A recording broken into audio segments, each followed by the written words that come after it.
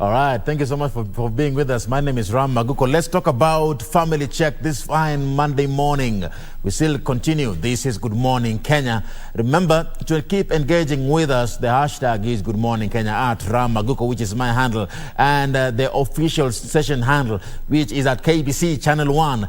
This fine Monday morning, ladies and gentlemen, as I mentioned earlier on, let's talk about the boy child. A very interesting conversation that we're about to have this morning. And let's talk about the plight of the boy child. We shall talk about how exactly we are involving them in matters concerning their health. How are we engaging the boy child to promote their own well-being? Well, today, let's talk about this. I am with Therese Sam, the founder of Mng'aro Mtaani. Karibu sana. Asante sana, bro. How are you feeling, my brother? I'm okay, bro. Tell me about Mng'aro Mtaani. What is it all about? Mng'aro Mtaani is all about kung'ara, like Kung'ara. The word kung'ara. It's derived from kung'ara. So Mng'aro Mtaani, what we do basically, it started in a very funny way because I used to live in Korogosho, and where I used to live there, when I used to be there, many people used to put on one cloth for several times. Yeah. Same to me. So because that's how life is. That's how life is. So this thing really disturbed my mind, and I was like, what can I do when I grow up? Because sometimes I could go to school with the same short. The same short again, I will go with it to the church. So the days were changing, but for me, it was just the same thing, because the mama mboga that I meet at the canteen there, I couldn't have the same lasso. The guy that I play with, my friend, I couldn't have the same trouser. So the life was very hard. Like it was hard, but for us, we were not noticing that it is very hard, because sometimes you can see other children dressed smartly, other families look very smart, but for you, you're just the same. So to cut the long story short, God blessed me. I went to school. Then when I was done with my schooling, now I decided to come up with this initiative. When the first time I joined Facebook, I asked myself, what can I do with this Facebook? As a good guy, what can I do? Because many people get into social medias to do different things. Some do nasty things with social media. But for me, I choose to do good things with social media. So I started collecting clothes. I started with my own clothes. So then I gave them out to a friend of mine, because now I have moved from Korogosho slum. I'm living somewhere, so I can afford to buy clothes. And the clothes that I had now, I took them and give them to somebody else. So I saw this guy. He was very happy, because immediately I gave him these clothes. The next day, I saw him putting them on. And then it was like, so this is a real change. So I went to my Facebook. Initially, I started my Facebook to show off how I can look smart. But now I went to my Facebook and tagged and posted that photo. Then immediately I talked to my wife. My wife also gets some clothes. And for my children, that time I was having like 2 children. Yeah. So we took these clothes again, we gave them to a certain family. And the children were very happy, and the mother was very happy. So this thing made me feel like it is just a problem that people want to look smart, but they don't know where to get, because of lack of funds. Lack of funds. And I love what you're saying there, because as many people do, or as many people behave or seem to be on social media, when you make a post on Facebook or any other platform, it's sometimes it's to show off that I have this, I've got this. But then that perspective changed for you. Yes, mine was, okay, I think God just told me, just go talk to me, that use this platform for a good cause, for a worthy cause, for something that something that will give impact to someone. So there's this quote that I posted there, that we get addressed by how we dress. So, and this is true.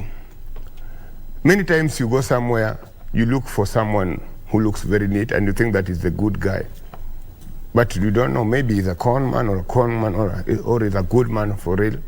But you never know. Yeah, you never know. Sometimes you get somewhere and you see people, they don't know, that person does not dress smartly, but you judge him or her based on how they are dressed, how they look. For now, if anybody who is watching us at this moment, yes, they will judge us. Like they will judge you as a smart guy, and they will judge me as a ule kijana wa mtaa, you see.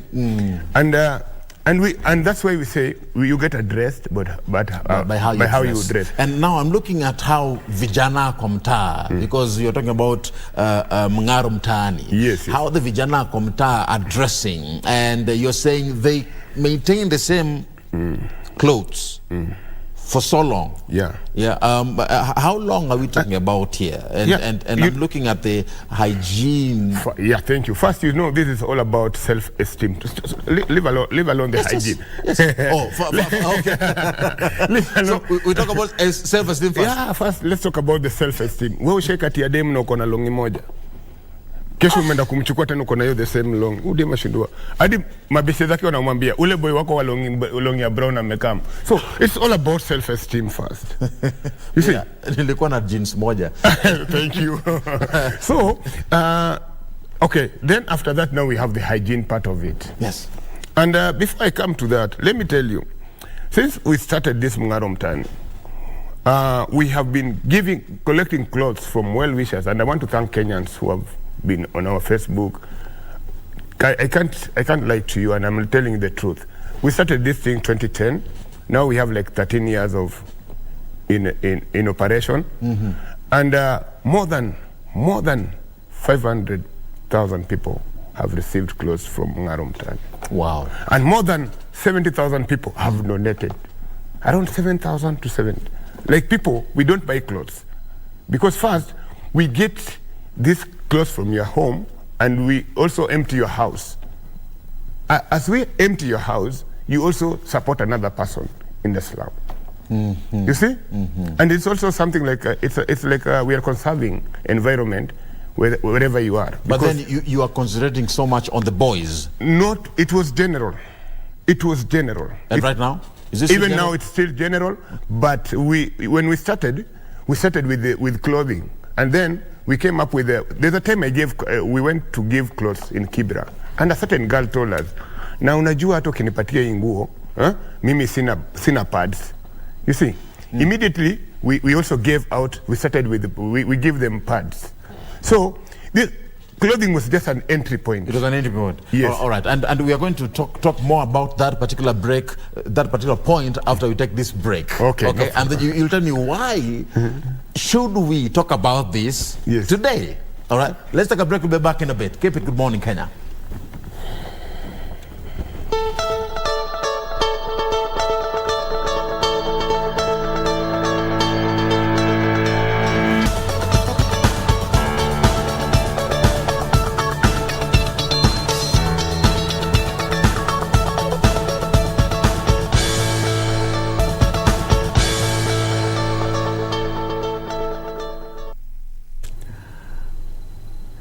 Yes, thank you for sticking with us. We continue this conversation. I am with Torres Sam, founder, Mng'aro Mtaani. Torres, before we took that break, we were talking about how life is. Komta. And I love how enthusiastic you are about it. You're so original. And I'm trying to understand one particular aspect here, and that is on self-esteem. Paint a picture for me. Kwa yule kijana ambaye kwa mtaa pale, and he has his clothes, that one pair that he's putting on every single day. How is life, and why would someone watching us today say that this is a situation that I need to listen to? This is a situation that I need to pay attention to? Many people relate with this because for once we come from families. We are all outcome of families. So sometimes, not only in the slums, but even in the rural areas, we have people who depend on their aunties or their uncles.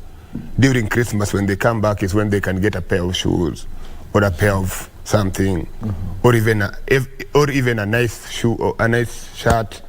But sometimes these uncles or aunties don't want to give them. they end up even stealing, hiding your shirt, because they know that you're traveling back tomorrow. So they hide it. And this one is something that he just need this shirt, but he can't tell you that, bro, hiyo shirt yako ni fiti suniwachie. Of course, hata wewe unaipenda. So it's something that it's a natural national calamity to every boy child that is now listening at this moment. Even if you ask, even for yourself, I can ask you, when is the last time I don't know whether your parents are still alive, but they're still alive. When is the last time did your mom, kama ulikuwa chuo, alikubaia boxer? The last time ulibaiwa boxer is when? and after hapo, hiyo boxer ukakuwa nayo ukatoka shule, ulirudi tena kwa mzazi ukamwambia boxer yangu imechapa. You know, when you're at school, the only thing yenye utaulizwa na parent, mafuta yako imeisha, na uko na pesa ya mkate kwota, na school fees. Hiyo ni okay. Now leave alone school fees, hiyo ni role yake. Okay. Atakuuliza na shati yako imeraruka. But now go to a school, in a boarding school, where boxers zina disappear kama shakahola, zinaenda. Umekuja na boxer yako mpya imepotea the same day. This thing is also happening to girls schools, not only boys schools. They still inaibiwa, brother. Umekam na boxer imeandikwa gymnastic hivi, kesho unapata imeandikwa gymnaria, imeenda. And this is something that boy child wana suffer. Na hawezi pigia madhe ambie madhe yake ama guardian kwamba boxer imeisha. The same fear yenye mademo wako nayo kuambia mabuda zao, mapara zao kwamba hawana pads. The same fear ndio pia sisi boys tuko nayo kuambia mtu kwamba hauna boxer. But you know, you're still in high school. Thank you. Even after high school, even if after 14 years, you know, 14 years the voice break. Yes. Kutoka hapo kuna kafia kanaingia, wewe ni mwanaume. Unaona umekuwa mkubwa sasa. Umekuwa mkubwa, unaendaje kuambia mzazi story? Boxer, hata ukitumwa kuenda kusiaga peke yake, ulikuwa unafilaje bro? Umepewa mahindi, shika ram, enda kasiage pale kwa center. Ulikuwa unasikiaje hiyo mzigo? Kubeba tu unga tu kwenda nayo kusiaga, unaonekana unateswa, si ndio? And how will you feel kwenda kuambia paro wako kwamba hauna boxer yenye uko nayo iliibiwa shule ama imetoboka? So there is kuna hii aibu. There's this shame yenye iko. So you end up repeating the same boxer. You put it on. Yes. For a long period of time. Na sasa hapo ndio unapata, hapo ndio sasa tunakuja na hashtag yetu inaitwa masaibu ya boxer. Sasa hapo ndio sasa boxer inaumia. You go by the name the Boxer Boys. Yeah, we are the Boxer Boys. We are the Boxer Boys because we want to tell every man that you deserve to have a boxer. Juu hakuna, by the way, ushaka mna dem kwa nyumba na uko na boxer imetoboka, itabidi utoe longi na boxer. Unajua dem another lose hope akiona boxer yako kama imetoboka. Unasikia hebu zima taa kwanza. No. Let's be gentlemen. Akisha sikia poa brother. So I'm urging men, kama uko na bro ama kazi ni mwenye kuushago ama ako anywhere, please, si lazima uilete Mng'aro mtaani. Unaweza tu buy to box. Na pia naambia madem, sisi men tumewabaia vitu mob sana. Tumewapiga surprise. Sometimes give us also gifts. Yeah, it is our time now. It is our time. Na mimi naambia ule producer dem, leo akitoka hapa hivi enda buy boy yake boxer, because you don't know how it feels. I don't know if you're referring to Windrose. Yeah, Windrose. So it's something that it's natural. It's happening. Now what wanateseka? So I'm trying to look at the passion that you have. Yes. Of course, you've come from a humble background. Yes. Many would say that I've come from a humble background. I live my life. I'm pushing to succeed on my own. Why would you choose to have the interests of your neighbor as if it is your own? Why would you say that I want to have a project as the Boxer Boys to facilitate the well-being of others who are in the slums? Let me tell you something. You know, you don't only live your life. You live life with other people. No man stands alone. Because one, if I look smart, if I have money, and my neighbor is suffering, then that money can't even help me. And let me tell you, to all people, to all philanthropists in the world, this one now I'm talking about philanthropists. These people, they're people like me, and there's a certain software that God puts into your heart. That you, hata wewe mwenyewe ujui. Not that mimi niko na pesa. God anakupatia tu ideas. You remember when you wanted to be a news anchor. Ulikuwa unaingia kwa kioo, unajiongelesha peke yako. People think that you are mad. But eventually, God was showing you a way that one day utakuwa kwa TV. And this is how it starts. Umezaa mtoto, anatamani kutembea. Siku moja anatembea. So, nobody anaweza anzisha kitu kama hii kama una hiyo software yenye God aliweka. Sympathy, empathy, and giving back. You wanted to give back. Yes, you wanted. To the society. It's just something that is a push. It's a push. It's a push that is there. People think that we philanthropists we are very rich. Of course, we are rich in giving. I love that. But it's something that if you started it alone because of wanafikiria wengine wanasema nikifanya hiki kitu juu Torres anaifanya mimi nitapata do. If you come for money, then bro, tulia. But if it's coming from your heart. Let me get it from you, Torres. Just give me a number. What is the longest period that you've seen a boy X maintain one particular boxer? I can tell you from experience, mimi nishakaa na boxer for like 3 months. Nikiosha, navaa, naosha. Yani, sina sponge, sina ile kitu ya kujisugua inaitwaje? Ya kujisugua like hiyo boxer ndio naenda nayo. Cheki, si ati naivati siitoi. Like the way the girls are laughing here. Like naenda nayo, hiyo ndio natumia kama kijisuguo. Nachukua sabuni, nikienda kuoga, naoga. Ushaona wale maboys, ushaona shule wale maboys wakifika akiingia kwa bafu, kwanza anafua. Alafu unaona ametoa mkono wake pale nje anafanya hivi. Kwanza alafu ana take few time aoge amalize ndio atoke na boxer yake. So but boxer ni baridi bado. Boxer ni baridi, yes, but itapigwa upepo mpaka ikue kabla vae longi atakuwa ametulia kidogo, itakuwa imekauka. But there are instances where they end up unaenda ndeze sasa. Juu sasa tuseme ndeze ni kwenda unaenda free. Sasa tuseme that time umefua and ulikuwa unaoga then mvua inanyesha. Bro, what is this next thing? Unaenda kuvaa longi bila boxer. Ni ukweli. Because hauna ingine. But wengine wanavaa kama ni baridi bado. Sawa. It depends. Juu kuna wale wako na hiyo wanasema acha, lakini ukivaa kama ni baridi, so siwezi ongelelea wengine, but mimi yangu ilikuwa inaniforce.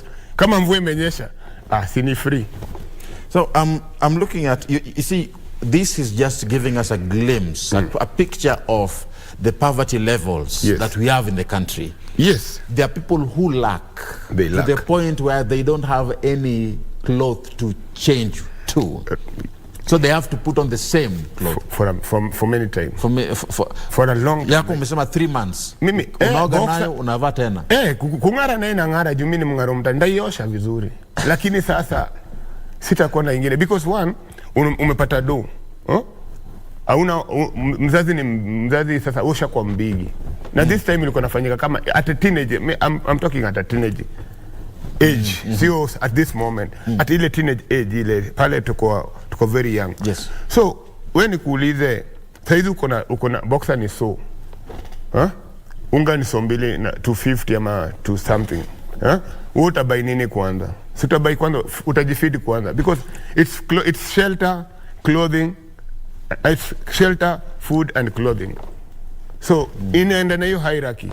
So unapata watu wengi hawezi focus. They can't focus on some other things because wanaona this is something that iko ndani. And let me tell you something, Ram. Yes. Ushafika kwa accident. Unapata mtu amepiga suti smart kama wewe hivi. Lakini saa zile mnaenda kumsaidia hivi, hadi unacheka na amededi. You boxer imetoboka. Because many people pretend to be smart outside, but inside ni machafu sana. And that's the question that maybe I can pose to you watching today. Have you ever been in that scenario where you've asked yourself a question, between this clothes and this food, what do I buy? Are you aware that there are Kenyans who have to choose between buying unga and buying a boxer? There are those that are in that particular predicament. But now I'm looking at Sam. This journey isn't easy. Yeah. How do you manage to get these boxers out there, how do you manage to distribute these clothes out there in a way that is fair to everyone, that everyone feels they have gotten a portion of this particular meat? And how do you ensure that there is still accountability, that there is no stealing? Because some will say, I did not get a boxer, I will steal this one.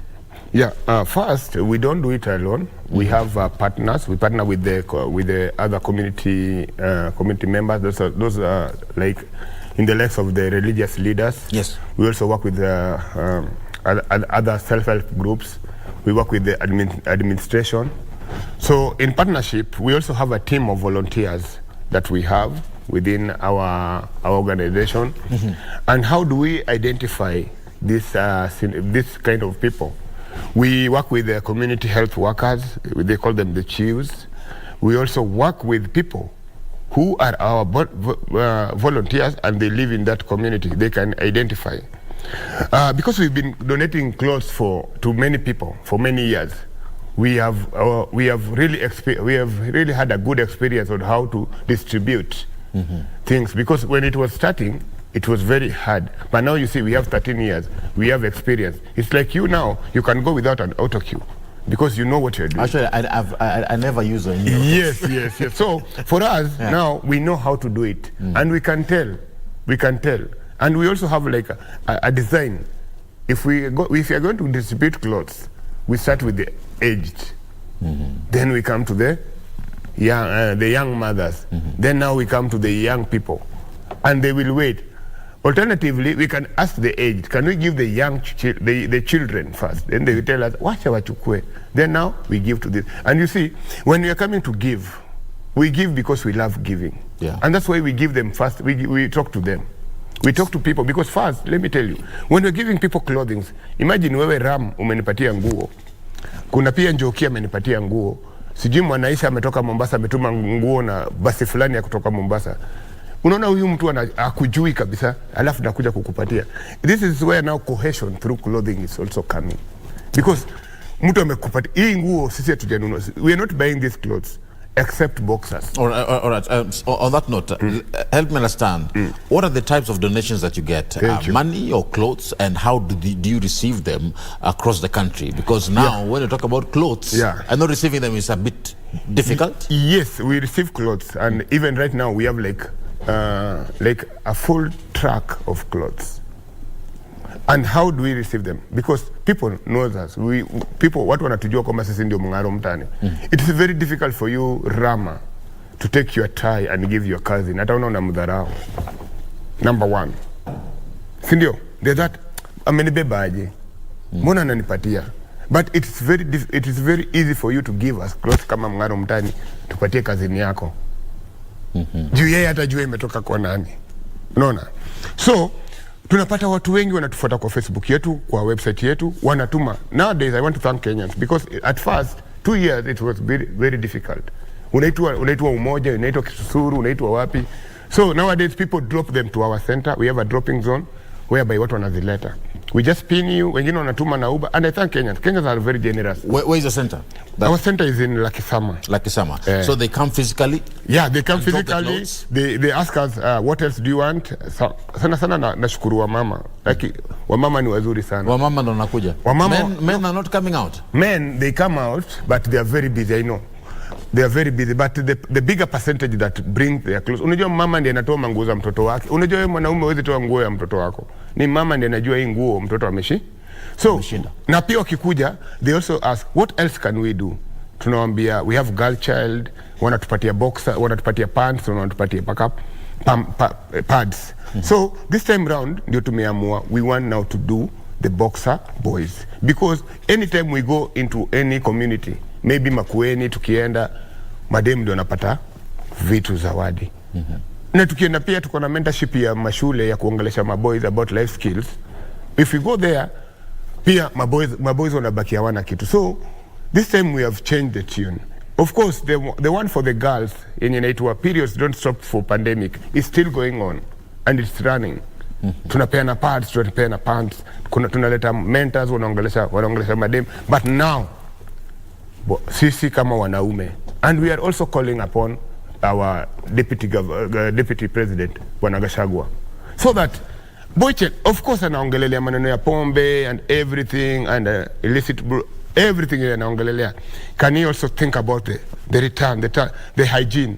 Kwa nini mtu anakuja kukunywa pombe? Kwa sababu huyu mtu amekuwa desperate. Ameona amekuwa mchafu sana na boxer, ameitiwa katota, amepiga. Ndio apate ile confidence.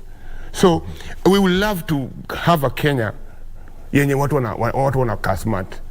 Kuna one of the MPs nilimwona alipiga kelele sana juu ya pads mpaka akajipaka kwa bunge. Do we have MPs who can also talk about boxers, or they only want to pass bills on things that benefit them? So now, we would love to get men champions when wana champion ya stories za men, because hata hiyo shule yenye hao ma MPs wametoka kuna ma boys wanaenda bila boxers. And even you can ask even one MP atakwambia hata utaanza anybody mwenye ko kwa this seats kubwa how they also overcome this shame of boxers. How challenging has this project been for you all these years? You said 13 years you've been doing it. 13 years, yeah. 13 years because first we have been working on a zero budget. It's a people to people movement, me and you. So we identify, we paste it on our Facebook, people join us, we do it. So it's very challenging. At mpaka ikafika, I was confused between my work and giving back, because God anataka nisaidie watu, familia yangu na nataka kulishwa. So it's balancing. It's balancing. Balancing also became a problem. But as God akisha kusi off, anakupatia everything. Yeah. If your heart is that, then there is where you can go. But then how do you choose places to do donations? Do you have selected areas that you go to? No, we don't. First, our target is slums. Yes. Secondly, our target is rural areas. Yes. So we don't have any place. We only ask people when we have enough. We ask people, where do you feel like you want us to come? Like last time where we gave boxers was Naivasha, 3 weeks ago. We went to Kasarani area. We spoke to those guys. We took them through life skills, a mentorship program, and then now the boys opened up.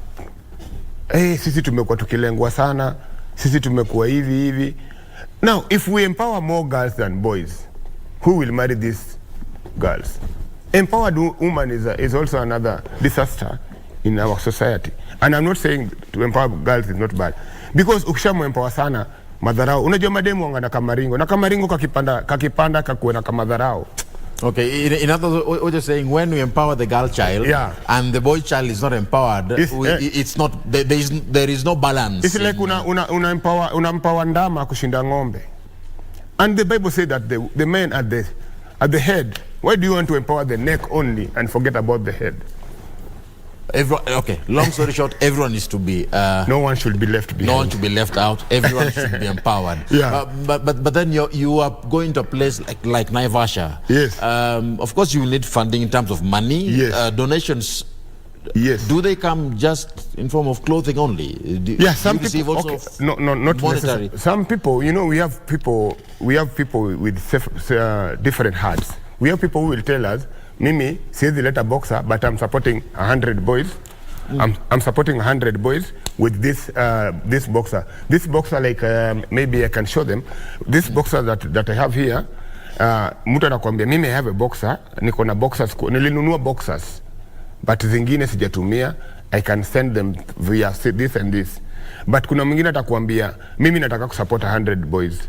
How much is the boxer? Unapata ametuma kwa till. Okay. So the number one thing about philanthropy is being accountable and be true. Mtu akidonate kitu, deliver it, because kunako ka guilt. So first, it comes from your heart. Mimi saizi ukinipatia hiyo kalamu nipelekee mtu, I will give it there.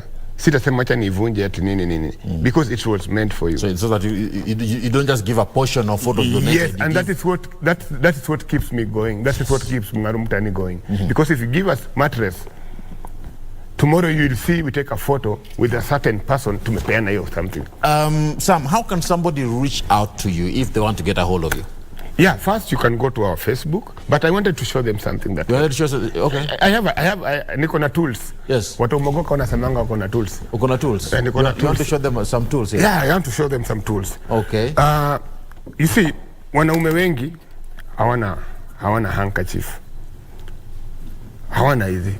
Wanaume wengi sana hawana handkerchief. And this is something that wanaume wanafaa kukuwa nayo. Juu unaweza pita pahali upatikane na ushapata matatu mwanaume mbigi kabisa na handkerchief. Sasa hizo ndio amepiga chavia. Akajirekelea kwa koti. So tunafaa kutrain maboys waanze kukuwa na hii kitu mapema. We need to empower the boys. Boy child. Should walk with a handkerchief. Walk with a handkerchief. Then next, ni vingumu sana wewe ni mdogo na umeshafika 14 years na una kitu kama hii ya kunyoa. Because as much as umeoga now you also need to shave. So boy child wanafaa kutrainiwa wale wadogo kutumia hii. So this is what we do. And now finally tuko na hii boxer. Hii pia wanaume wengi wanaikosa. Na ndio kama tunajaribu kuambia watoto wadogo wafanye nini. Then tuko na sabuni. Hii sabuni ndio itafanya hizi vitu zote zing'are.